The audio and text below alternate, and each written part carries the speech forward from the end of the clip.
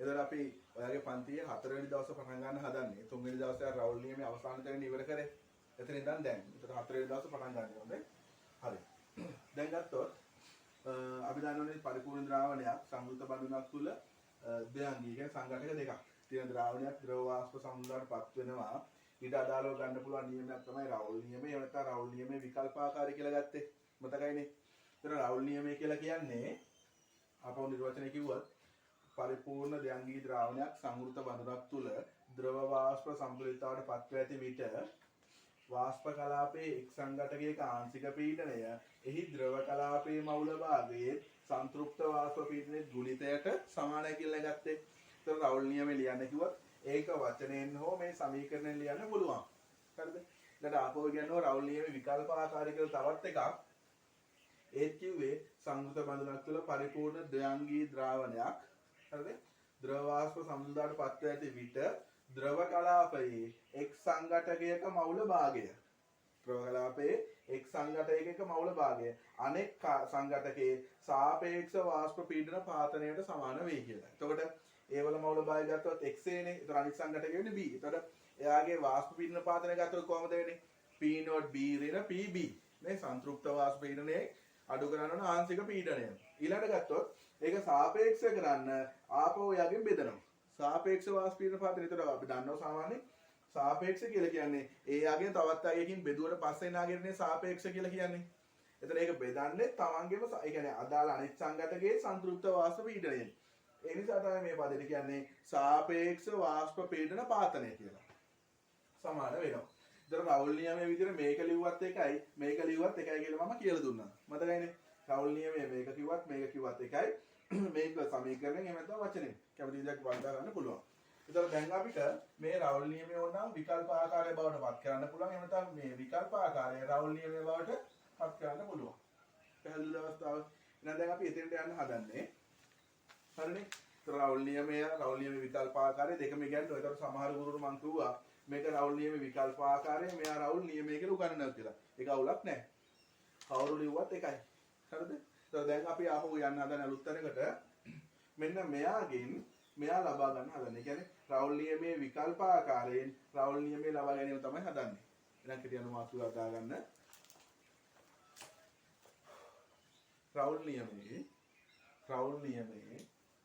විකල්ප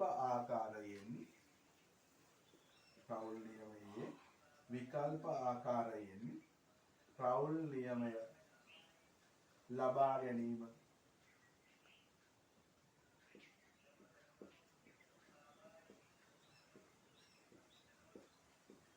රවුල් නියමයේ විකල්ප ආකාරයෙන් රවුල් නියමය ලබා ගැනීම.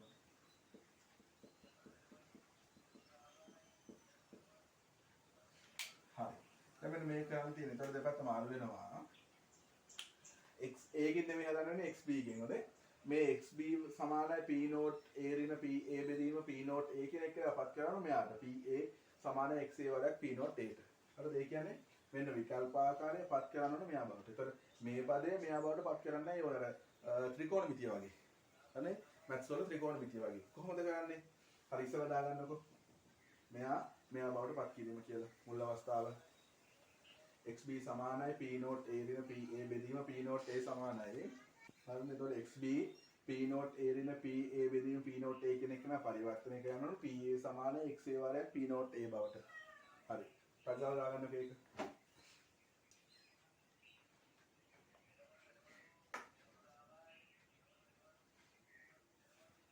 හරි. එතකොට අපි මේ PA නේ උක්ත කරගන්න බලනකො ඒ කියන්නේ ඒ වල ආංශික පීඩනයනේ. එහෙනම් මොකක් කරන්න පුළුවන්ද? මේ පදේ මෙහෙ ගෙනියන්න පුළුවන්. ඒතර එන කොහොමද? xb වාරයක් p not a සමානයි p not a ඍණ pa. ඔකනේ. ඒතර අපි pa නේ උක්ත කරගන්න ඕන. සමහරවිට මේක ඔය හදලත් ඇති. මොකක් කරන්න පුළුවන්ද? ඒතර pa වම් පැත්තට ගෙන්න පුළුවන්. ඒතර මේක දකුණු ධන වෙනවනේ. මේ පදේ හාට ගෙන්න නෑ. pa උක්ත කරගන්න ඕනේ. එහෙනම් pa මෙහෙට ගෙනාවා. ඒතර pa සමානයි p not a ඍණ xb වාරයක් p not a. හරිනේ? ඊළඟට අපිට ගන්න පුළුවන් මේක කොහොමද? pa සමානයි බලන්න දෙකේම p not a තියෙනවනේ. එහෙනම් p not a එළියට ගත්තොත් වරණක් දාලා ඒතකොට එන්නේ කොහොමද? 1 ඍණ xb වාරයක් p not a කියලා ගන්න පුළුවන් නේද? හරිද? ඒතර ඔයාලා දන්නවා ඕනෑම පද්ධතියක යම් සංඝටකවල මවුල භාගවල එකතුව සමානයි කීයද? එකට. එතකොට මේක පද්ධති දෙකක්. හොඳේ මෙයා ද්‍රව පද්ධතිය, මෙයා වායු පද්ධතිය. ද්‍රව පද්ධතිය ගත්තොත් මොකක් වෙනවද? XA ධන XB ධන XB සමානයි කීයද? එකට. XA ධන XB සමානයි එකක්. මේ ද්‍රව කලාපයේ සංඝටක දෙකයි තියෙන්නේ. නම් මේ දෙන්නගේ මවුල භාගවල එකතුව සමානයි එකට. හරිද? එහෙනම් බලන්න එක ඍණ XB කියන්නේ කාට සමානයිද? XA ට. නම් උත්තරේ ගන්න පුළුවන් ලේසියෙන් වෙනම් PA සමානයි කවුරු කියලාද? මේ පදේ ගන්න පුළුවන් XA කියලානේ. XA වාරයක් P not A. පැහැදිලිද අවස්ථාව? ඔන්න සම්පූර්ණ කරගත්ත අවස්ථාව. හරි. ඕනනම් ඉක්මනට දාගන්න. නෝට් එක ටක් ගාලා සම්පූර්ණ කරගත්ත විදිය. ඉක්මන් කරලා දාගන්න ඕනේ.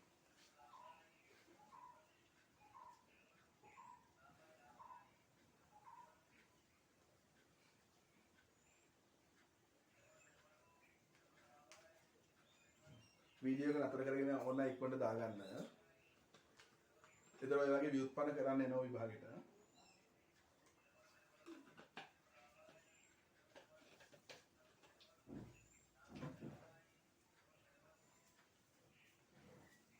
හරිනේ තෝරා වීඩියෝ එක නතර කරගෙන මේ ටික දාගන්න මම මකනවා. දැන් මේ අවස්ථාවනේ ඒතර දැන් මේ XB ගේ මෙයා හදන්න පුළුවන්. එහෙනම් PB හදන්න ඕන කාගෙද? XA ගේ. එහෙනම් දෙවෙනි අවස්ථාව දාගන්න. දෙවෙනි අවස්ථාවට අදාළව ඒකත් අගල කරලා දෙන්නකො. මොකද කරන්න ඕන? XA සමානයි P not B ඍණ PB බෙදීම P not B කියන එක නාපත් කරන්න ඕන. යාපත් කරන්න ඕන PB සමානයි XB වාරයක් P not B ට. දැන් අගල කරලා දෙන්න බලන්න. මෙහා මෙහා බවට පත් කරන්න ඕන.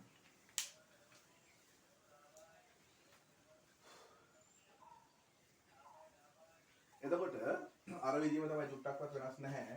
ඔය ඉක්මනට කරගෙන යන්න දැන් තේරෙන්න ඕනේ. ඒතර මම ඕනනම් අවශ්‍ය නම් විතරක් XA වාරයක් P not B සමානයි. එතකොට PB ඍණ P not B ඍණ PB.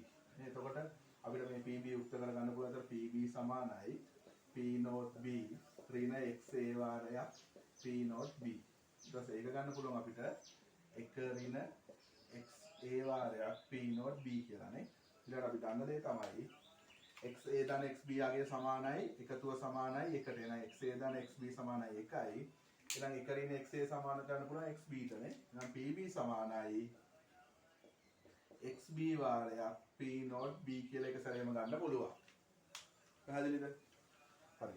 ඒතර ඔන්න ඒ ව්‍යුත්පන්න ඉවර කරා. අවශ්‍ය නම් විතරක් දාගන්න. ඒ සඳහා වීඩියෝ එක නතර කරගන්න. මම මකනවා. හරි. තවලුත් කොටසක්. ඒ කියන්නේ තාම අපේ පද්ධතියමයි. එතන මේ රවුලින් විකල්පාකාරයෙන් හොඳට බලා ගන්න ඕනේ. හරි. එතකොට දැන් මේකේ වායු පද්ධතියක් තියෙනව නේද? බලන්නකෝ මේ. මේකේ වායු කලාපයක් තියෙනව නේද? මේකේ මෙන්න මේ වායු කලාපයට ඕනෑම වායු නියමයක් භාවිත කරන්න පුළුවන්. පැහැදිලිද?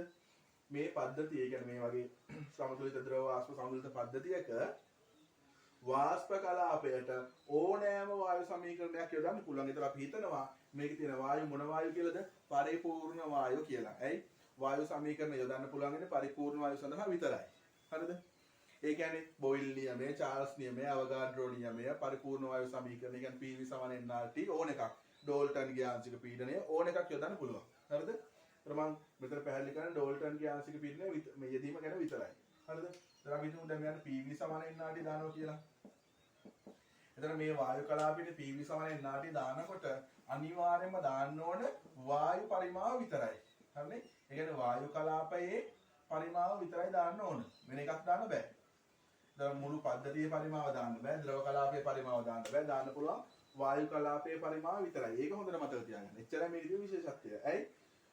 PV = nRT කියනකොට V කියලා කියන්නේ අදාළ වායුවට හැසිරෙන්න පුළුවන් පරිමාණය. ඒකට මේ වායු දෙකට හැසිරෙන්න පුළුවන් පරිමාව මේ කොටස විතරයි. හරිනේ? ඒක පොඩ්ඩක් සැලකිලිමත් වෙන්න. එතකොට මෙයාට PV = nRT දානකොට V කියලා කියන්නේ අදාළ වායුවට හැසිරෙන්න පුළුවන් පරිමාණයවත් වායු කලාපයේ පරිමාව විතරයි. හරිද? මේ පොඩ්ඩක් දාගන්න වැදගත් කියලා. වැදගත් කියලා නේද දාගන්නේ. ඉහත පද්ධතියේ ඉහත පද්ධතියේ වායු කලාපය සඳහා ඉහත පද්ධතියේ වායු කලාපය සඳහා ඕනෑම වායු සමීකරණයක් භාවිතා කළ හැක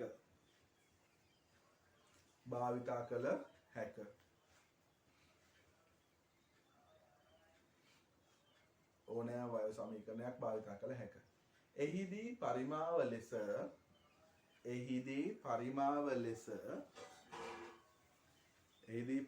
ලෙස වායු කලාපයේ පරිමාව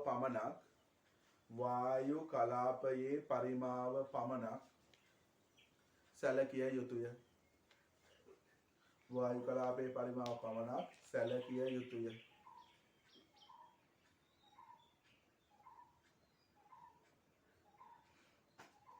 හරිද? එතකොට PV සමාන NRT බොයිල් නියමයේ චාල්ස් නියමයේ ඕන එකක් යොදන්න පුළුවන්. ඒතර අපි දැන් යොදන්න හදන්නේ ඩෝල්ටන්ගේ ආංශික පීඩන නියමයේ යෙදීම. හරිද? හදාගන්න එහෙම. වෙන මොකක්ද අපිට? එම වායු කලාපයට ඩෝල්ටන්ගේ ආංශික පීඩන නියමයේ යෙදීම.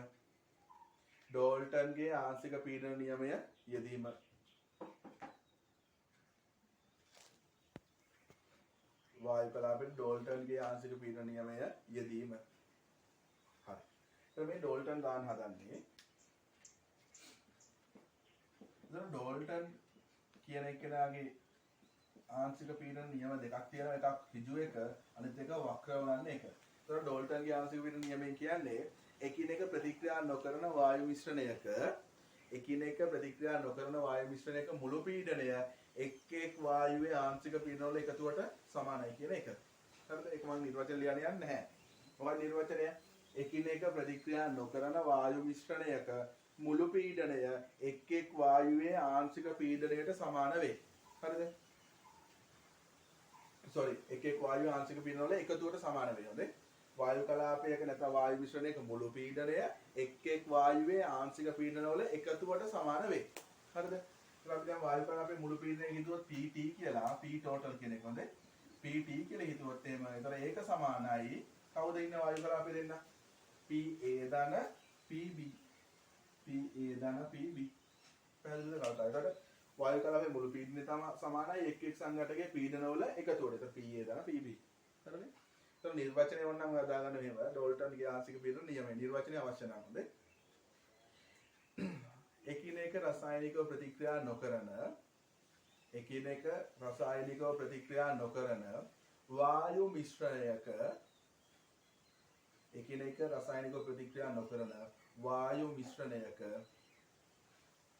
මුළු පීඩනය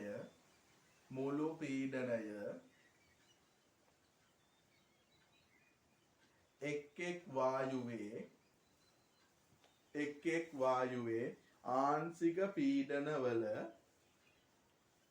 වායුවේ ආංශික පීඩනවල එකතුවට සමාන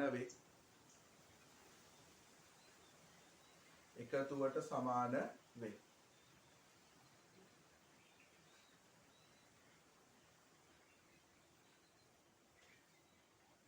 හරිද? එතකොට ඉස්සරහ ලියුනේ රවුල් නියමයේ විකල්පාකාර කියලා එදී කොටු කරලා තියාගන්න ඕනේ. සමීකරණ විදියට රවුල් නියමයේ විකල්පාකාරී කියලා සමීකරණ ආවනේ. මේ සමීකරණ ටික කොටු කරලා තියාගන්න ඕනේ. හරි. එතකොට දැන් මේක අපිට ඩෝල්ටන්ගේ ආංශික පීඩනයේ නියමයෙන් ගන්න පුළුවන්. ඒතර P total සමානයි PA ධන PB කියලා. ඒතර මේකත් කොටු කරලා තියාගන්න. සමීකරණ ලියලා කොටු කරලා තියාගන්න.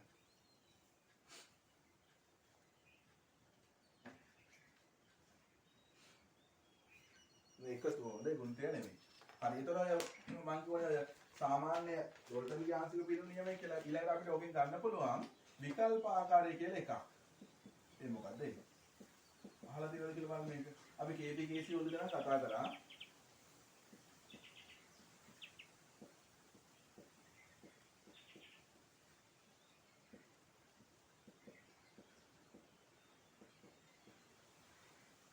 ඩෝල්ටන්ගේ ආංශික පීඩන නියමයෙන් වක්‍රව ගන්න පුළුවන් අපිට මෙන්න මෙහෙම සමීකරණයක්.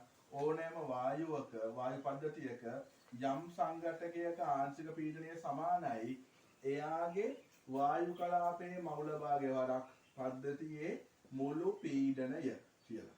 ඒ මොකද ඒ කතාව? හොඳට බලන්න. ඕනෑම වායු මිශ්‍රණයක යම් සංඝටකයක, ඒ කියන්නේ වායු හොඳේ පීඩන තියෙන වායු වල විතරයිනේ. ඕනෑම වායු සංඝට මිශ්‍රණයක යම් වායු සංඝටකයක ආංශික පීඩනය සමානයි. එහි මවුල භාගයේ, ඒ කියන්නේ වායු කලාපයේ අදාළ වායුවේ මවුල භාගයේ පද්ධතියේ මුළු පීඩනයේ ගුණිතයට සමානයි අදාළ සංඝටකයේ නැත්නම් වායුවේ ආංශික පීඩනය. පැහැදිලිද? ඒක තමයි විකල්පාකාරය. අවශ්‍ය නම් දාගන්න මෙහෙම. යම් වායු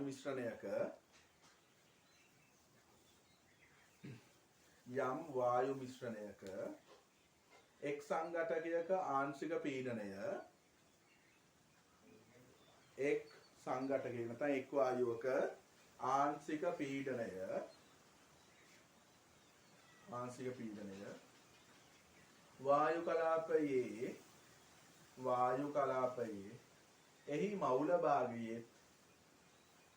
වායු කලාපයේ එහි මවුල භාගයේ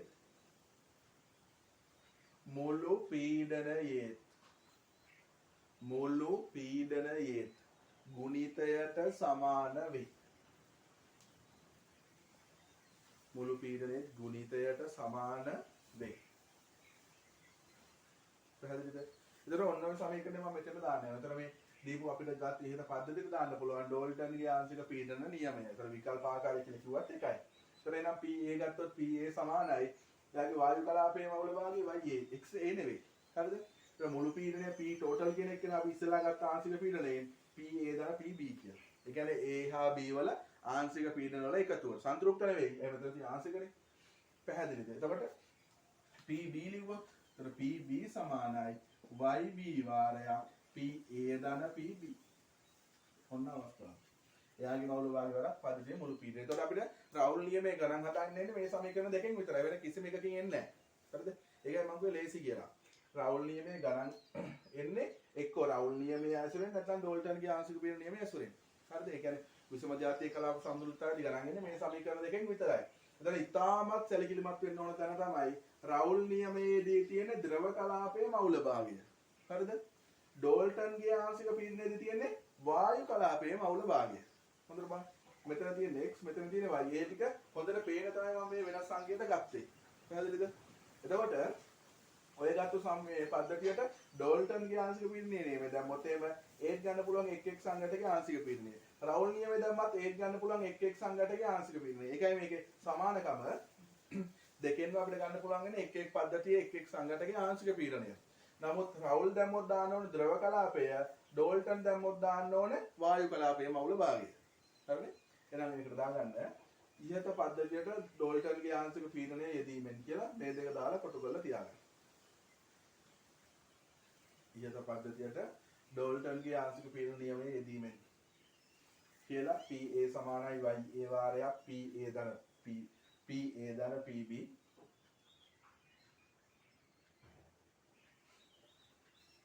ඊළඟ PB සමානයි YB වාරයක් PA ධන PB.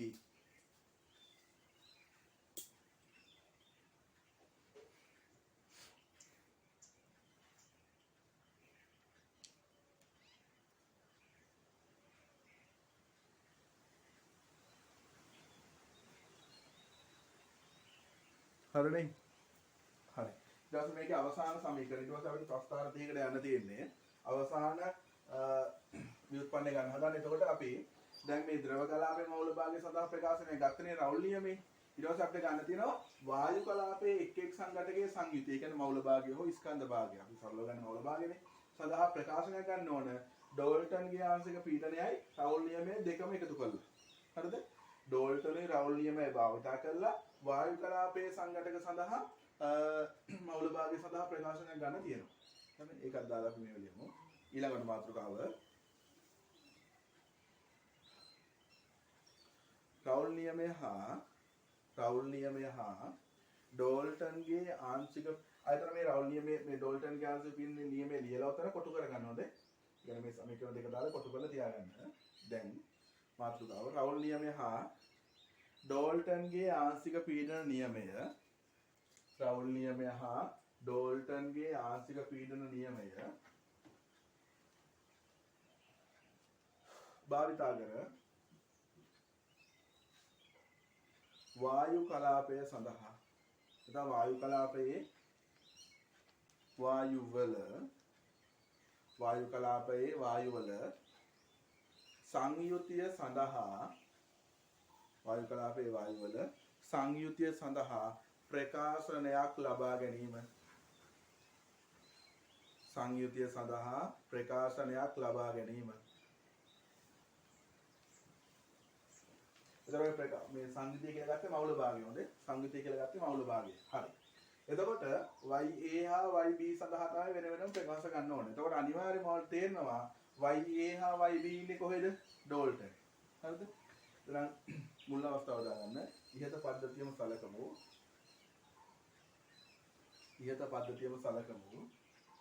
ඒහි මවුල භාගය සඳහා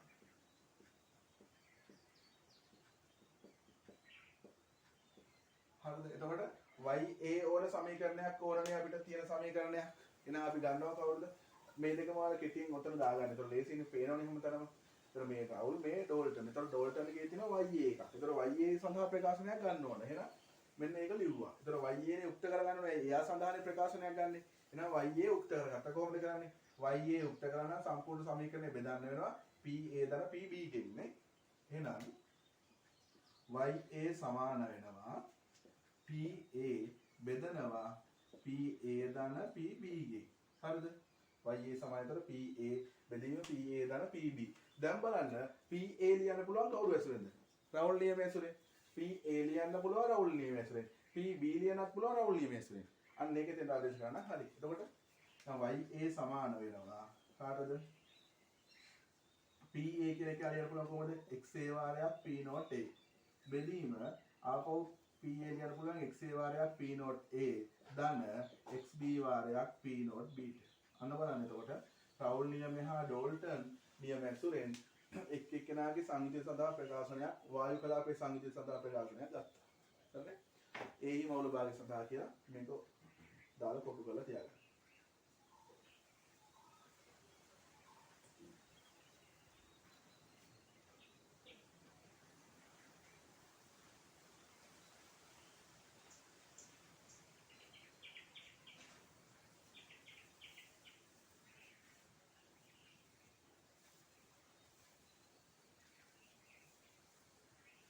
එතකොට ඩෝල්ටන්ගෙන් YA ලබා ගත්තා ඊළඟට රවුල් නියමය ආදේශ කරා.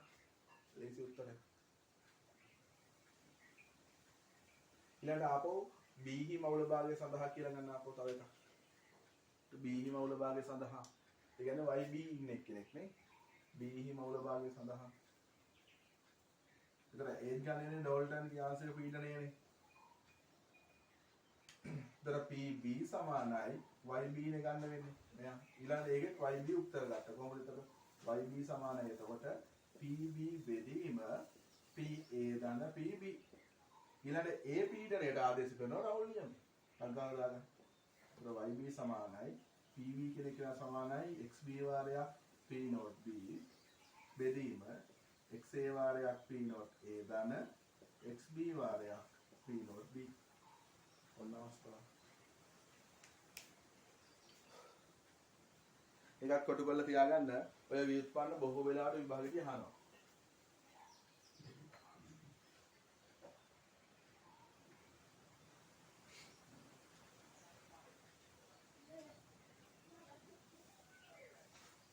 හරි. එතකොට අපි මේ සමීකරණ කොටස මෙතන ඉවර කරනවා. එතකොට අපිට ඔය විෂම ජාතියේ කලාප සමතුලිතතාවයේ ප්‍රශ්න එන්නේ කොටස් දෙකකින්. එකක් ගණනය කිරීම අනිත් එක ප්‍රස්තාරිකව. හරිද? එකක් ගණනය කිරීම අනිත් එක ප්‍රස්තාරිකව. එතකොට ප්‍රස්තාරික වෙනකොට පැහැදිලිද? ප්‍රස්තාරික මේ ගණනය කිරීමේදී එනකොට එන්නේ මේ සමීකරණ දෙක විතරයි. ගණනය කිරීමේදී આવත් එන්නේ මේ සමීකරණ දෙක විතරයි. ප්‍රස්තාරිකව ගත්තොත් එහෙම හරිද? ප්‍රස්තාරිකව ගත්තොත් එහෙම ඒ කොටස තමයි දැන් කතා කරන්න හදන්නේ. ඒතර බොහෝ වෙලාවට ලේසි ප්‍රස්තාරිකව આવොත්. ගණනය කිරීම આવොත් උමත් ලේසි සමීකරණ ආදේශ කරන්නේ තියෙන්නේ. එහෙනම් අපි දැන් යම් ප්‍රස්තාරක කොටසට මේ පාඩමේ මේ කොටස ලියන මේව ලියා ගන්න. පරිපූර්ණ ද්‍රාවණයක සංයුතියට එදිරිව පරිපූර්ණ ද්‍රාවණයක සංයුතියට එදිරිව වාෂ්ප පීඩනය අතර ප්‍රස්ථාර පරිපූර්ණ ද්‍රාවණයක සංයුතියට එදිරිව වාෂ්ප පීඩනය අතර ප්‍රස්ථාර. හරි. අපි හිතමු මෙහෙම AB පරිපූර්ණ AB ද්‍රාවණයක් තියෙනවා. පරිපූර්ණ AB ද්‍රාවණයක් තියෙනවා. ඒක ද්‍රව වාෂ්ප සමතුලිතතාවයේ පවතින කියලා හිතමු. හරිද? පරිපූර්ණ ද්‍රාවණයක් සැලකමු. ඒකේ AB පරිපූර්ණ ද්‍රාවණයක් සැලකමු. ඒකේ P note A විශාලයි P note B කියලා දීලා තියෙනවා. ඒ කියන්නේ A වල B වල වාෂ්ප සීලිත්වයට වඩා A වල වාෂ්ප සීලිත්වය වැඩි කියලා දීලා තියෙනවා. හරිද? හරි. දැන් මේ ප්‍රස්තාවනේ පොඩ්ඩක් මේ ඔයා මේ පාඩම කරපු නිසා ටිකක් මතක ඇති. නැත්නම් මේක පොඩ්ඩක් අපි කතා කරන ප්‍රස්තාව වලට වඩා පොඩ්ඩක් වෙනස්. ඒකට හේතුව මෙයාගේ y අක්ෂ තියෙනවා දෙකක්. හරිද? x අක්ෂ එකයි y අක්ෂ දෙකයි. එතන මේ y අක්ෂයට කියන්නේ වාෂ්ප පීඩනය. වාෂ්ප පීඩනය. හරිද? x අක්ෂයට කියන්නේ මේ x අක්ෂයට කියන්නේ සංයුතිය කියලා. සංයුතිය. හරිද? එතකොට මේ සංයුතියට බොහෝ වෙලාවට දාන්නේ අදාළ සංඝටක වල ස්කන්ධ භාගය, මෞල භාගය වගේ එකක් තමයි බොහෝ වෙලාවට තියෙන්නේ. නැත්නම් ස්කන්ධ ප්‍රතිශතය නැත්නම් මෞල ප්‍රතිශතය. හරිද? ස්කන්ධ භාගය, මෞල භාගය, නැත්නම් ස්කන්ධ ප්‍රතිශතය, මෞල ප්‍රතිශතය වගේ එකක් තමයි දාන්නේ. හරිද? අපි මෞල භාග වලින් ගත්තොත් එතන මෞල ද්‍රව කලාපික විශේෂත්වයක් නැහැ. XA ඒ වල මෞල භාගය. එතන මේ ද්‍රව කලාපය කියලා නියමයක් නැහැ මෙතන. මේ තියෙන A වල මෞල භාගය. මේ තියෙන්නේ B වල මෞල භාගය. හරිද? එතන මේකේ ලකුණු කරන්නේ මෙහෙමයි. මේ පද්ධතිය ගත්තොත් එහෙම මෙයා ගත්තොත් XA හරිනේ. මෙයා ගත්තොත් XB නේ. එතන මේ පද්ධතිය අනිවාර්යයෙන්ම XA ධන XB සමානයි කීය වෙන්න ඕනද? එකයිනේ. ඒ කියන්නේ A වල මෞල භාගය හා B වල මෞල භාග වල දෙකේ එකතුව සමානයි එකක් වෙන්න ඕන. එහෙමනේ. ඊළඟට ගත්තොත් හැමතිස්සෙම අපි මෙතෙන්ට ආදේශ කරන්නේ මේ XA-ට තියෙන පුළුවන් උපරිමාගයයි XA-ට තියෙන පුළුවන් උපරිමාගයයි අවමාගයයි. ඒ කියන්නේ යම් සංඝටකයක මෞල භාගයට තියෙන පුළුවන් උපරිමාගයයි අවමාගයයි තමයි මෙතෙන්ට ආදේශ කරන්නේ. හරිද? එතන අපි ගත්තොත් XA-ට තියෙන පුළුවන් උපරිමාගය කීයද? මෙන්න මේ XA-ට තියෙන පුළුවන් උපරිමාගය මෙයා අඩුම වුණොත් නේද? එතන මෙයාගේ උපරිම වෙන්නේ මෙයා කීයක් වෙනකොටද? හරියටම ගත්තොත් බිඳුවක් වෙනකොට. ඇයි මේ දෙන්නගේ යගේ එකතුව හැමතිස්සෙම එකට සමානයි නේ. ඒතකොට මෙයාගේ උපරිම වෙන්නේ මෙයාගේ කීයක් වුණොත්? බිඳුවක් වුණොත්. යම් කෙනෙක්ගේ මෞල භාගය ඍණ වෙන්න බෑනේ. එතකොට අපි ගත්තොත් මෞල භාගය සමානයි සංඝටකයේ මෞල බෙදනවනේ මුළු මෞල වලින්. එතකොට මේ සමීකරණයට අදාළව අපිට පේනවා ඍණ වෙන්න බෑ නේ.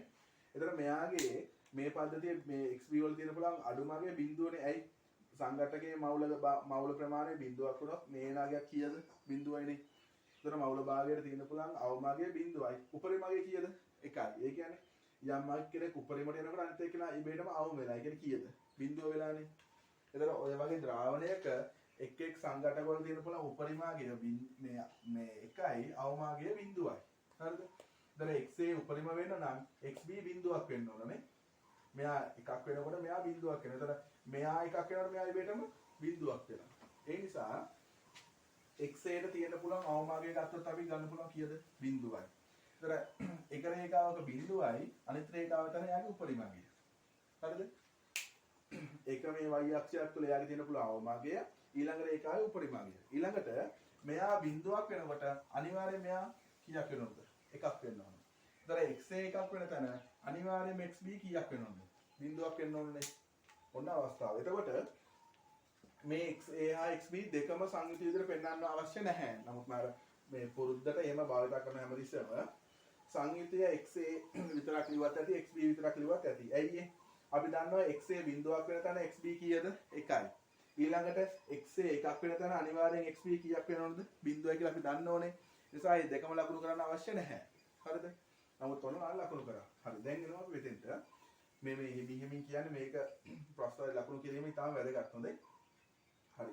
දැන් හිතන්නකෝ මේ පද්ධතියේ XA වල අගය එකක් කියලා කියන්නේ. මේ පද්ධතියේ XA වල අගය එකක් මෙතන ගත්තොත් එකක් කියලා කියන්නේ එතන ඉන්නේ කවුරු විතරද? ඒ කියන්නේ ඒ වල මවුල භාගය එකක් වෙන විතර කවුරු හිටියොත් විතරක්ද? ඒ විතරක් හිටියොත්. හරිද? එතන x a බිඳුවක් වෙන තැන x b එකක් නේ. ඒ කියන්නේ b විතරක් ඉන්න තරක්. එතකොට අපි ඉස්සෙල්ලා මේක හිතමුකෝ. එතන x a යාගේ 1යි කියන්නේ මේ පද්ධතියේ a හා b කියලා දෙන්නෙක් නැහැ. ඉන්නේ කවුරු විතරද? a විතරයි. පැහැදිලිද? එතකොට මේ වගේ පද්ධතියක ඇතිවන පීඩනය අපි කියන්නේ p not a කියලා නේද? එයාගේ සංතෘප්ත වාෂ්ප පීඩනය නේද? ඒ නිසා මෙන්න මේ ප්‍රස්ථාරයේ එක් එක්කෙනාට සාපේක්ෂව එකක් තියෙන සංයුතිය. ඒ කියන්නේ XA හෝ XB සංයුතිය තියෙන්න ඕන අදාළ කෙනාගේ සංතෘප්ත වාෂ්ප පීඩනය. හරිද? අදාළ කෙනාගේ සංතෘප්ත වාෂ්ප පීඩනය. ඒතර XA ගත්තොත් එහෙම එකක් වෙන්නේ මෙතන නිකන් මේ රේඛාවේ ඉන්න ඕන P not A. හරිද? ඊළඟට XB එකක් ගත්තොත් එහෙම A පද්ධතියේ ඉන්නේ කවුරු විතරද? XB එකක් කියලා ගත්තොත් එහෙම A පද්ධතියේ ඉන්නේ කවුරු විතරද? B විතරයි. ඇයි? මවුල භාගය එකක් වෙන නම් ඒකේ ඉන්න පුළුවන් එයා විතරයිනේ. හරිද? ඒ කියන්නේ මේ කියන පද්ධතිය xb එකක් වෙනවා කියලා කියන්නේ ඒ බිඳුවයිනේ. ඒ කියන්නේ ඒක තුළ a නෑ ඉන්නේ කවුරු විතරද? b විතරයිනේ. එහෙනම් මෙයාගේ සංතෘප්තව මෙතන පීඩනය ගත්තොත් ඒක ආංශික වෙන්නේ කවුරු වෙනවද? සංතෘප්තයිනේ. ඒ නිසා මෙන්න මේ xb එක තියෙන තැන තියෙනනේ එයාගේ සංතෘප්ත වාෂ්ප පීඩනය. මොන පැහැදිලිනේ. එතකොට එක් එක්කෙනාගේ සංයුතිය එකක් වෙන රේඛාවේ තියෙන එයාගේ සංතෘප්ත පීඩනය ඊළඟ අනිත් එක්කෙනාගේ එකක් වෙන තැන එයාගේ සංතෘප්ත වාෂ්ප පීඩනය. පැහැදිලිද? හරි. එහෙනම් දැන් අපිට ලකුණු කරන් තියෙනවා. එතකොට දත්තයෙන් අපිට කියනවා මොකද්ද කියන්නේ? දත්තයෙන් අපිට කියනවා P not A විශාලයිලු P not B ට වඩා. එහෙනම් මෙතන P not A එන්න ඕන මෙතන P not B නේ. ඒ නිසා මේක ටිකක් ඉහළින් P not A කොච්චරද කියලා අවශ්‍ය නැහැ. පහළ තියෙන්න ඕන කවුරුද? P not B. P not B. පැහැදිලිද හේතුව? ඇයි? දත්තයෙන් PA අගේ වැඩි PB ට වඩා. හරිද? P not A අගේ වැඩි P not B ට වඩා. ඊළඟට දැන් මේක ද්‍රාවණයක් නිසා මේකේ XA අගේ බිඳුවක් වෙන්නෙත් නැහැ එකක් වෙන්නෙත් නැහැ. XB අගේ බිඳුවක් වෙන්නෙත් නැහැ එකක් වෙන්නෙත් නැහැ. ඒයි මේ අතර මැද නේද පීඩන ද්‍රාවණයක් නම් දෙන්නෙක් ඉන්න ඕනනේ. ද්‍රාවණයක් නම් දෙන්නෙක් ඉන්න ඕනේ. ඒ කියන්නේ මේ දෙන්නම ඉන්නවා. එතකොට මේ එක්කෙනෙක්වත් බිඳුවක් හෝ එකක් වෙන්නේ නැහනේ. ඒ නිසා මේ අතරමැද. ඒ නිසා මතක තියාගන්න මෙන්න මේ රේඛාව කෙලින්ම සිරස් නෝද? සිරස් කියන්නේ මේ ඇල නැහැ කෙලින්ම රේඛීයව ගමන් කරලා පස්සේ මෙන්න මේකට කියනවා අදාළ ද්‍රාවණයේ වාෂ්ප පීඩනය කියලා. PAB කියලා ගත්තේ ටෝටල් මුළු වාෂ්ප පීඩනය. හරිද? එතකොට පරිපූර්ණ ද්‍රාවණයක සංතෘප්ත වාෂ්ප පීඩන දෙක අතර පරතරයෙන් එන රේඛාවට තමයි කියන්නේ යාගේ වාෂ්ප පීඩනය කියලා. පැහැදිලිද අවස්ථාව? PAB. හරිද? කෙලිම රේඛීයව ඊළඟට ගත්තොත් එහෙම මෙන්න මේ කඩේකින් ලකුණු කරන එක බලන්න කවුද කියලා. එහෙම නැත්නම් පාට වෙනස පෙනෙවිද දන්නේ නැහැ. මම මේ පොඩ්ඩක් මෙහෙම කරන්නම්. හරිද? දැන් මේ තියෙන්නේ ද්‍රාවණයේ පීඩනය. PAB වායු කලාපයේ මුළු පීඩනය. හරිද? ඉතින් ටිකක් ලා පාටකින් මේක ලකුණු කරන්නම්.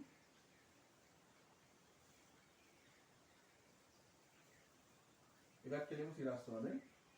එකක් කෙලිම සිරස්ව. ඉතින් මේ රේඛාවෙන් කියන්නේ කවුරුද? මේ රේඛාවෙන් කියන්නේ බලන්නකො XA බිඳුවක් වෙද්දී ඒක බිඳුවයි. හරිද බලන්න? XA බිඳුවක් වෙද්දී ඒක බිඳුවයි. එතකොට XA වැඩි වෙන්න ඒ අගයත් ක්‍රමයෙන් එන්න වැඩි වෙලා. හරිද? XA එකක් වෙනකොට එයා උපරිම වෙලා කාට සමාන වෙලාද? P not A ට. ඒ කියන්නේ ඒ වල සංතෘප්ත වාෂ්ප පීඩන සමාන වෙලා. එහෙනම් මේ කවුද? මේ කියන්නේ එතකොට A වල ආංශික පීඩන. ඒ කියන්නේ කවුද? PA. හරිද? එතකොට මෙන්න මේ P not B හා මෙන්න මෙතන අතර රේඛාවෙන් ගත්තොත් එහෙම කෙලින්ම. එතන මේ කියන්නේ කවුද? PB ට. ඒ කියන්නේ B වල ආංශික පීඩනය. පැහැදිලිද අවස්ථාව? එතකොට මේ ඔක්කොම සිරස් හොඳයි. එතකොට මේ කියන්න ඕන දේ බලන්න. එතකොට ඔච්චරයි මම ප්‍රස්තාරේ මෙහෙම අදිනවා කියලා කියන්නේ නැහැ හොඳේ. නෝට් එකට දාගන්න විතරයි තියෙන්නේ. එතකොට බලන්න PAB ඒ කියන්නේ ද්‍රාවණයේ මුළු පීඩනය PAB කියන්නේ ද්‍රාවණයේ මුළු පීඩනයනේ. එයා P not B ට වඩා වැඩි P not A ට වඩා අඩුයි. ඒ නිසා හොඳට මතක තියාගන්න පරිපූර්ණ ද්‍රාවණයක මුළු පීඩනය අර සංතෘප්ත වාෂ්ප පීඩනය අඩු ද්‍රාවකයාගේට වඩා වැඩි සංතෘප්ත වාෂ්ප පීඩනය වැඩි ද්‍රාවකයාගේට වඩා අඩුයි. ඒ කියන්නේ කොහෙද? ඒ අතර මැද පිහිටන්නේ. පැහැදිලිද? ඊළඟට තව. බලන්න මෙන්න මේ XA වල සංයුතිය වැඩි වෙන්න PAB අගයත් වැඩි වෙලා. ඒ කියන්නේ වායු කලාපයේ මුළු පීඩනයත් මොකක් වෙලාද? වැඩි වෙලා. ඒකට හේතුව ඒ බලන්නකො වාෂ්ප වීමේ හැකියාව වැඩි එක්කෙනාගේ සංයුතිය වැඩි වෙන්න මුළු පීඩනයත් වැඩි වෙලා. හරිනේ?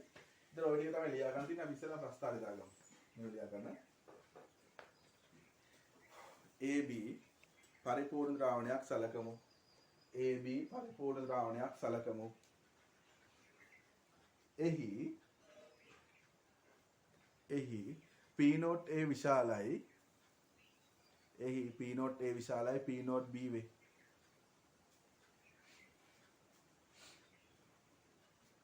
P not A විශාලයි P not B වේ. හරිද? දැන් වීඩියෝ එක නතර කරලා මේ ටික පිළිවෙලට දාගන්න. හරිද? වීඩියෝ එක නතර කරලා මේ ටික පිළිවෙලට දාගන්න.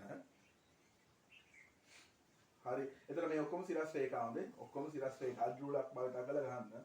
වාස්ප පීඩනයේ සංයුතිය. ඒතර මේකේ ලකුණු ලැබෙන්නේ අක්ෂ ලකුණු කිරීමට ලකුණු ලැබෙනවා, ස්ථාන ලකුණු කිරීමට ලකුණු ලැබෙනවා, ප්‍රස්ථාර ලකුණු කිරීමට වෙනම ලකුණු ලැබෙනවා.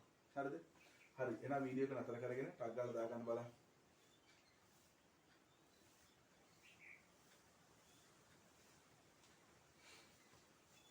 හරි. එහෙනම් මම දැන් එතන ඉඳන් කරගෙන යනවා හොඳේ. ඔයා වීඩියෝ එක නතර කරලා ප්‍රස්ථාරය දාගන්න.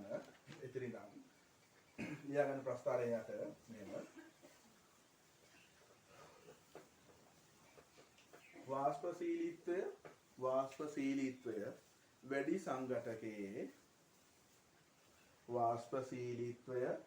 සංඝටකයේ සංයුතිය වැඩිවත්ම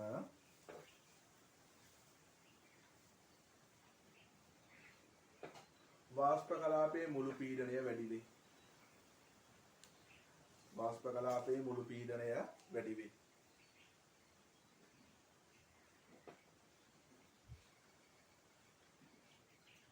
ඊළඟ කරුණ අර අපි කිව්වේ මොකද පරිපූර්ණ ද්‍රාවණයේ මුළු වාෂ්ප පීඩනය සමාන මේ රඳා පවතිනවා නැත්නම් මේ එයාගේ මුළු පීඩනය සංතෘප්ත වාෂ්ප පීඩනය වැඩි එක්කෙනාගේකට වඩා වැඩි වෙනවා අඩු එක්කෙනාගේකට වඩා වැඩි වෙනවා සංතෘප්ත වාෂ්ප පීඩනය වැඩි එක්කෙනාගේකට වඩා අඩු වෙනවා කියන එක ඒ කතාව මෙලියා ගන්න පරිපූර්ණ ද්‍රාවණයක වාෂ්ප කලාපයේ මුළු පීඩනය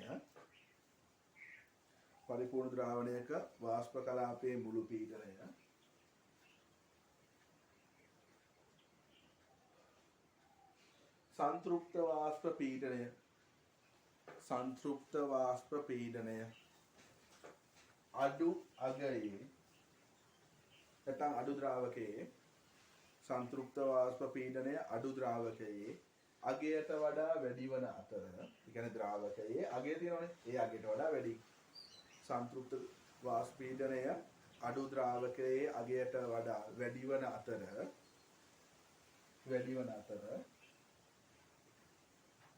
संतृप्त वाष्प पीडනය වැඩි ද්‍රාවකයේ එම අගයට වඩා අඩු වේ. ද්‍රාවකයේ එම අගයට වඩා අඩු වේ. එනම්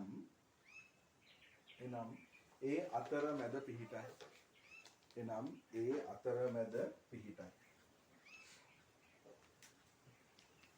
කියලා මෙන්න මේක පොඩ්ඩක් දාලා තියාගන්න. ඒතර සම්පූර්ණ වචනේ තියෙන එක මේකේ තියෙනවා. ඒතර P note B ට වඩා විශාලයි PAB. හැබැයි කුඩා වෙනවා P note A ට වඩා. ඔන්න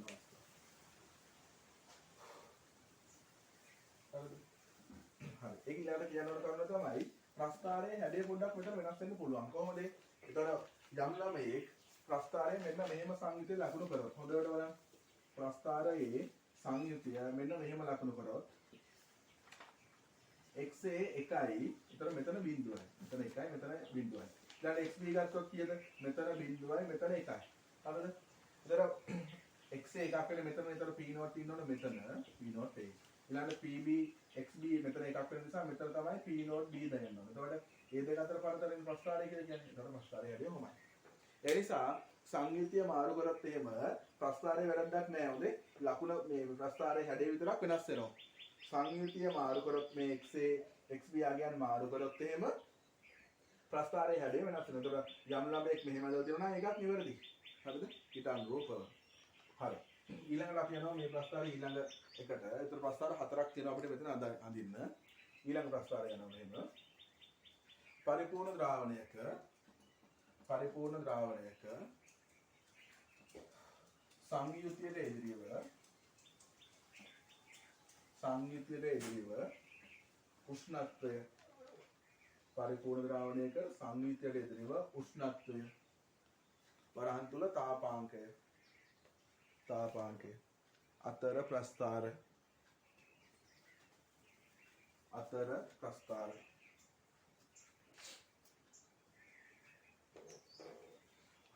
මේකත් ඒ වගේම තමයි. මේකත් ඒ විදිහම තමයි. එතකොට මෙතන ඉන්නේ අර වගේ y අක්ෂ දෙකක් එනවා. මෙතන උෂ්ණත්වය. හරිද? උෂ්ණත්වය. මෙතන ඒ විදිහට වෙන්නේ සංයුතිය. හරිද? ඒතර ඕන කෙනෙක්ගේ සංයුතිය දාන්න පුළුවන්. ඒතර අපි ඉස්සෙල්ලා මෙතන දෙපැත්ත මාරු කරපු විදිහ දැන් ආපහු මාරු කරත් විතර x එකයි මෙතන බිඳුවයි.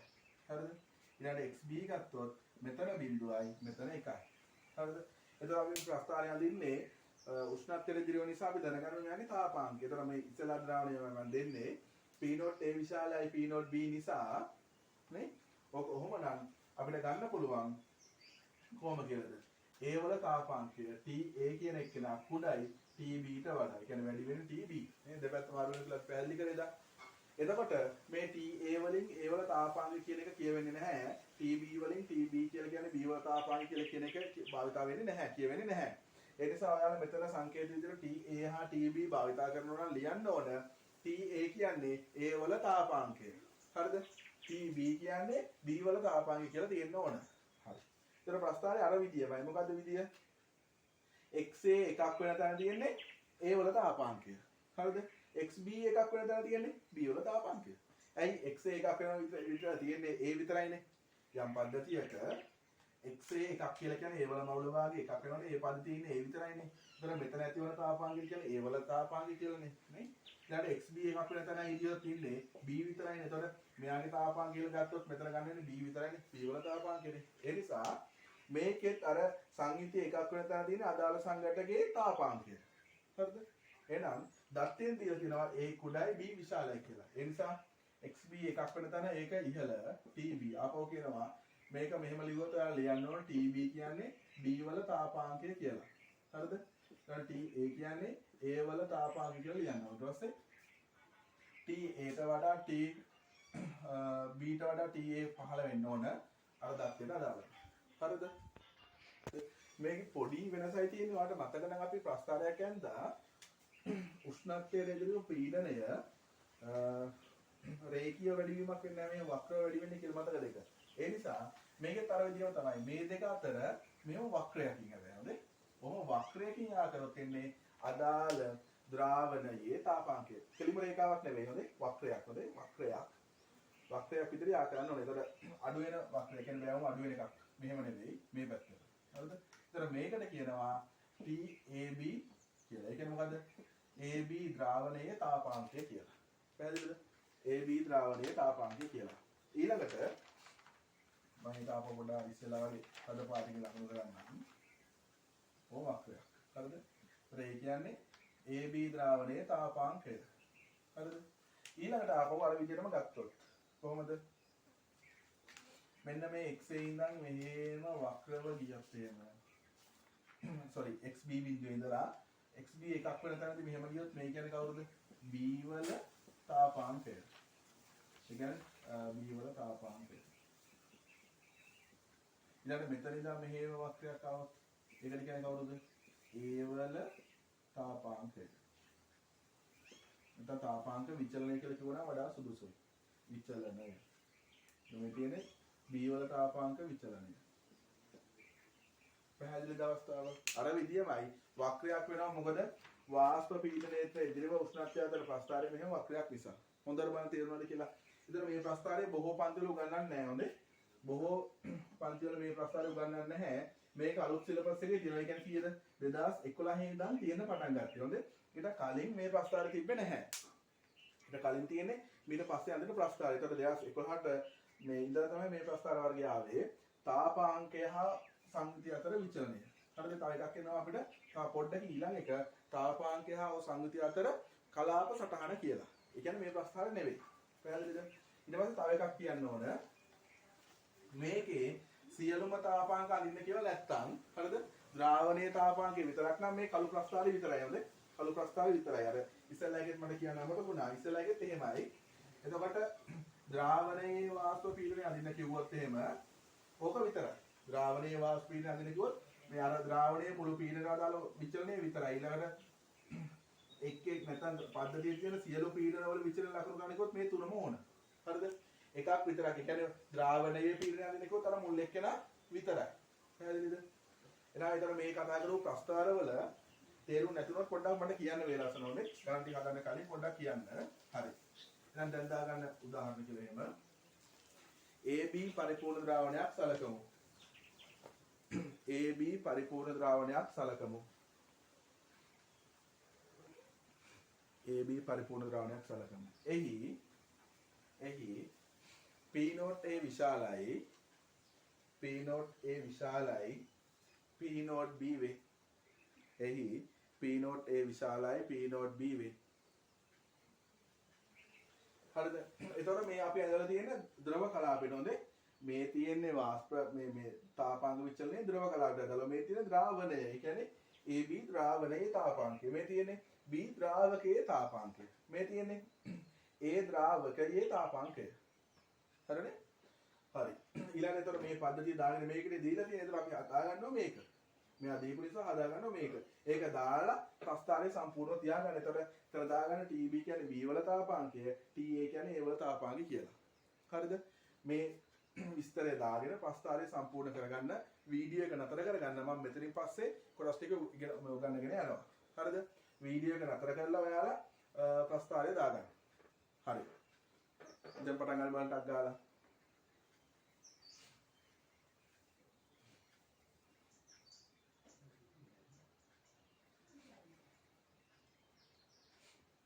හරි. මම හිතනවා වීඩියෝ එක නතර කරගෙන ප්‍රස්තාරය දාගන්න ඇති කියලා. හොඳ. දැන් ඒකට අදාළ කරුණු ටික කියන්න හදන්නේ. බලන්නකෝ මේකේ ද්‍රාවණයේ මුළු තාපාංකය TAB කියන එක්කෙනා A වල තාපාංකයට වඩා වැඩි B වල තාපාංකයට වඩා අඩුයි. ඒ කියන්නේ මොකද්ද? ද්‍රාවණයේ තාපාංකය ද්‍රාවක දෙකේ තාපාංක අතර මැද පිහිටනව නේද? අර ඉස්සෙල්ලා ලියුවා කියමු. ඒ කියන්නේ අඩු ද්‍රාවකයේ තාපාංකයට වඩා වැඩි ද්‍රාවකයේ තාපාංකයට වඩා අඩුයි කියලා. ඒ නිසා මම ඒක විස්තර දිගට යන්නේ නැතුව කැටි කරලා ලියනවා. ද්‍රාවණයේ තාපාංකය ද්‍රාවක දෙකෙහි තාපාංක අතර මැද පිහිටයි කියලා. හරිද? නම් මේව ලියා ගන්න.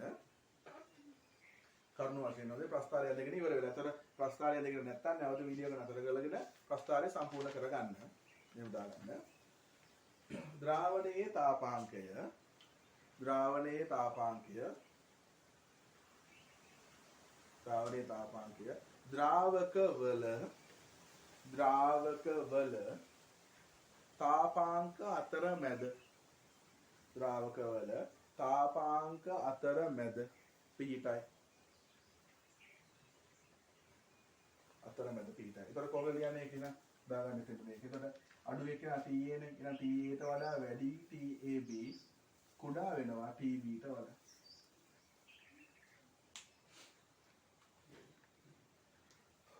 හරි ඒක අතර මැද අඩු එකට වඩා වැඩි එකට වඩා අඩුයි.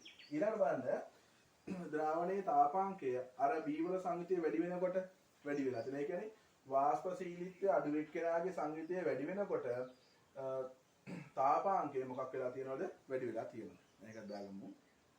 වාෂ්පශීලීත්වය අඩු සංඝටකයේ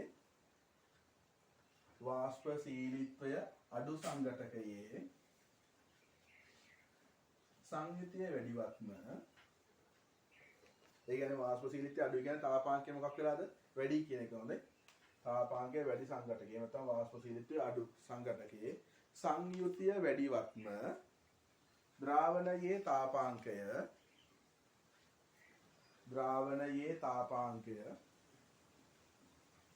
වැඩි වේ. හරිද? දැන් අන්තර කරුණා කියන්න අදාළ. ඒතර දැන් මේ මිශ්‍ර වන ද්‍රාවණයක, ඒ කියන්නේ පරිපූර්ණ ද්‍රාවණයක තාපාංකය අර දිය කරන දෙන්නගේ තාපාංක අතර මැද පිහිටනවනේ. නමුත් ද්‍රව දෙකක් ගත්තොත් අපි දැන් මීට කලින් අහලා තියෙනවා ජලයයි බෙන්සීනුයි ගත්තොත්. හරිද? ජලයයි බෙන්සීනුයි ගත්තොත් එකිනෙක දිය වෙන්නේ නැහනේ. මේක ද්‍රවනේ. මෙයා 80යි සෙල්සියස් විතර, මෙයා 100යි සෙල්සියස් විතර. හරිද? ඉතින් මේ වගේ එකිනෙක මිශ්‍ර නොවන ද්‍රව පද්ධතියක තාපාංගය ගත්තොත්, එකිනෙක මිශ්‍ර නොවන ද්‍රව පද්ධතියක තාපාංගය ගත්තොත්, ඒ ද්‍රාවක දෙකෙහිම තාපාංකයට වඩා අඩුයි මෙයාගේ තාපාංගය. ඒකයි කියන්නේ 80යි සෙල්සියස් වලටත් වඩා අඩුයි. හොඳට මතක තියාගන්න. MCQ වල ඉතාල වැදගත්. හොඳ. ඒතර හොඳින් මිශ්‍ර වෙනවා නම් ඒ කියන්නේ පරිපූර්ණ ද්‍රාවණයක් නම් ද්‍රාවක දෙක අතර මැද පිහිටනවා. නමුත් එකිනෙක මිශ්‍ර වෙන්නේ නැත්තම් ඒ ද්‍රාවණයේ තාපාංක නැත්නම් ද්‍රාවණයක් කියන බෑ ද්‍රව පද්ධතිය. හොඳ. මිශ්‍ර වුණොත් නේ ද්‍රාවණය වෙන්නේ. එකිනෙක මිශ්‍ර නොවන ද්‍රව පද්ධතියක තාපාංකය ඒ ද්‍රාවකවල තාපාංකයන් දෙකටම වඩා මොකක් වෙනවද? අඩු වෙනවා. ඒක හොඳට මතක තියාගන්න. වැදගත් කියලා අපි ඒකත් දාගමු. මේව ලියාගන්න. එකිනෙක මිශ්‍ර නොවන ද්‍රව දෙකකින් යුත්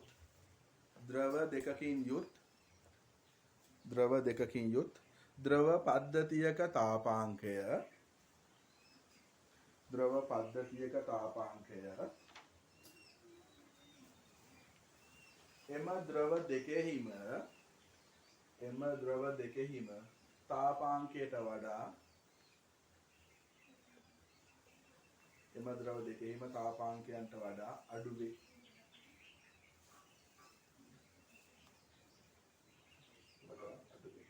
හරිද? අවශ්‍ය නම් මේක පොඩ්ඩක් දාගන්න. ඔන්න එහෙනම් දෙවෙනි ප්‍රස්තාරය ඉවර කරා. ඊට තුන්වෙනි ප්‍රස්තාරය දානකොට ගොඩක්ම වැදගත්. මම දාගන්න මෙහෙම. පරිපූර්ණ ද්‍රාවණයක සංයුතියට එදිරිව උෂ්ණත්වය අතර කලාප සටහන් පරිපූර්ණ ද්‍රාවණයක සංයුතියට එදිරිව උෂ්ණත්වය අතර කලාප සටහන නැත්නම් කලාප සටහන් ප්‍රස්තාර. එතකොට 2යි 3යි අතර වෙනස බලන්න. 2යි 3යි අතර දෙකේ තියෙන සංයුතිය හා උෂ්ණත්වය අතර ප්‍රස්තාරය. දැන් තියෙන උෂ්ණත්වය සංයුතිය හා උෂ්ණත්වය අතර කලාප සටහන. ඒතර ඉස්සර කාලේ ඉගෙනුවේ ඔන්න ඔය ප්‍රස්තාරය විතරයි. ඒ කියන්නේ සංයුතියට එදිරිව කලාප සටහන විතරයි. ඒ කියන්නේ 2011ට පෙර ඉගෙනුවේ ඔය කියන ප්‍රස්තාරය විතරයි. ඒ නිසා මෙතනින් පස්සේ මතක තියාගන්න 2011ට පෙර ගණන් හදනකොට උෂ්ණත්වයට එදිරිව සංයුතිය අතර ප්‍රස්තාරය අඳින්න කිව්වොත් ඒ කියන්නේ කලාප සටහන. හරිද? ඒ කියන්නේ කලාප සටහන. නමුත් මේ ප්‍රස්තාරය ආවේ 11යි 2011 ඉඳන්. ඒ නිසා මේක සංයුතියට එදිරිව උෂ්ණත්වය අතර ප්‍රස්තාරය. ඒතර ඒවට ඉස්සෙල්ලා කිව්වේ කලාප සටහන කියලා මේ අවස්ථාව. දැන් කියන්නේ මේක වෙනම ප්‍රස්තාරයක් කලාප සටහන වෙනම එකක්. මොකද්ද මේ කලාප සටහන කියන්නේ? හරි. දැන් අපි බලමුකෝ මෙන්න මේ පද්ධතිය ගත්තොත් එහෙම හරිද? ඔය ආන්ද මේ තව එකක්. මේ ප්‍රස්තාරයේ සංයුතිය මාරු කරොත් එහෙම නැවත මොකක් වෙනවද? මේ ප්‍රස්තාරයේ සංයුතිය මාරු කරා. ඒ කියන්නේ ඉස්සලා අනු ප්‍රස්තාරය මොකද? සංයුතිය මාරු කරොත් එහෙම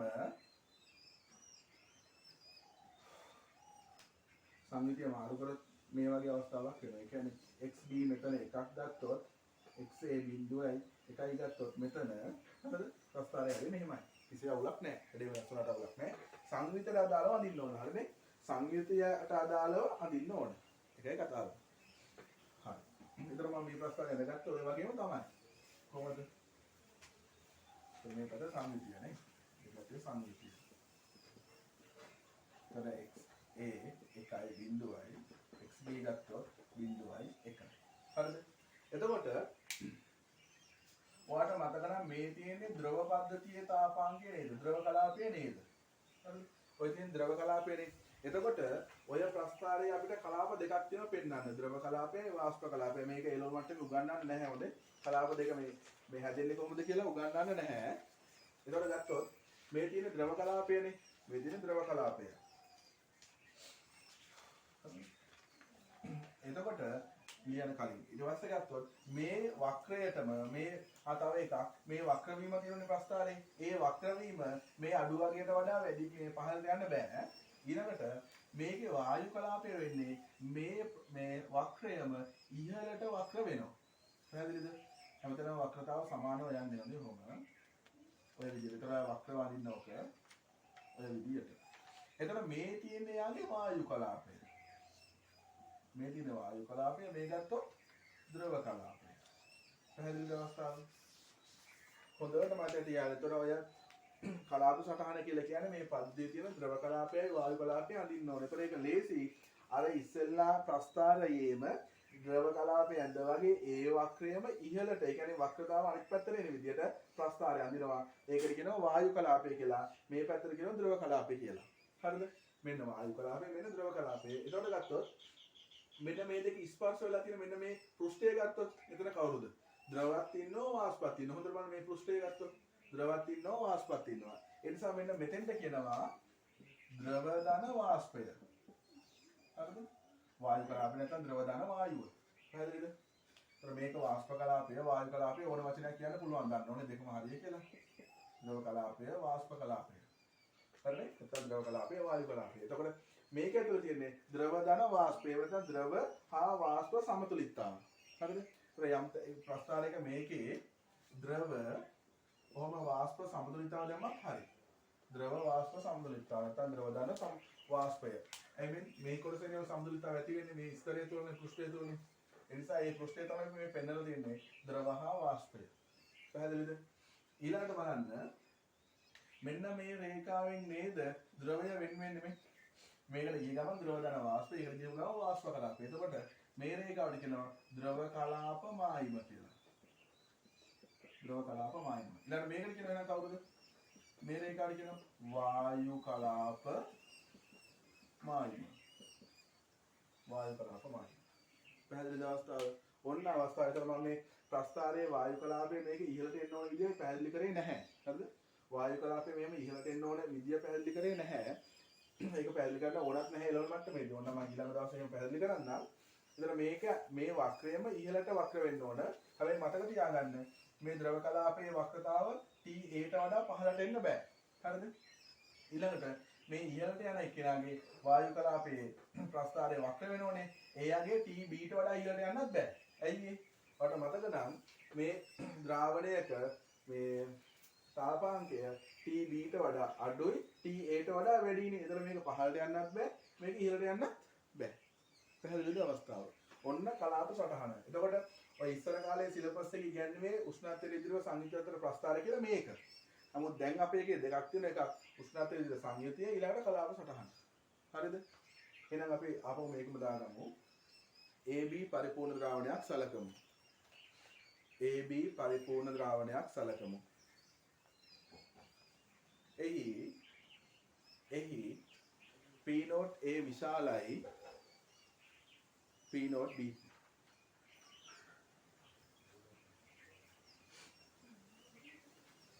හරිද? වීඩියෝ එක නතර කරගන්න මේ ටික දාගන්න ප්‍රස්ථාරය හරියට දාගන්න. ප්‍රස්ථාරය පොඩ්ඩක් වේගෙන් ගියා නම් කියන්න ආපස්සට පැහැදිලි කරලා දෙන්නම්. මේ මැසේජ් එකක් තියනවා මම ආපහු පැහැදිලි කරලා දෙන්නම්. ඒතර මේ කොටස දාගත්තා. මේ කොටස ප්‍රස්ථාරය ඊට පස්සේ දාගන්න. වීඩියෝ එක නතර කරලා දාගන්න. මේ වීඩියෝ එක මෙතනින් අවසන් කරනවා. ඊළඟ වීඩියෝ එකේදී හමු වෙමු. හරිද? මේ වීඩියෝ එක ඉවර කරනවා. මේ වීඩියෝ එක නතර කරලා දත්ත ටික දාගන්න. ඊළඟ වීඩියෝ එකේදී ඉතින් ඉඳන් අපි බලමු පාඩමේ ඉතුරු කොටස් ටික.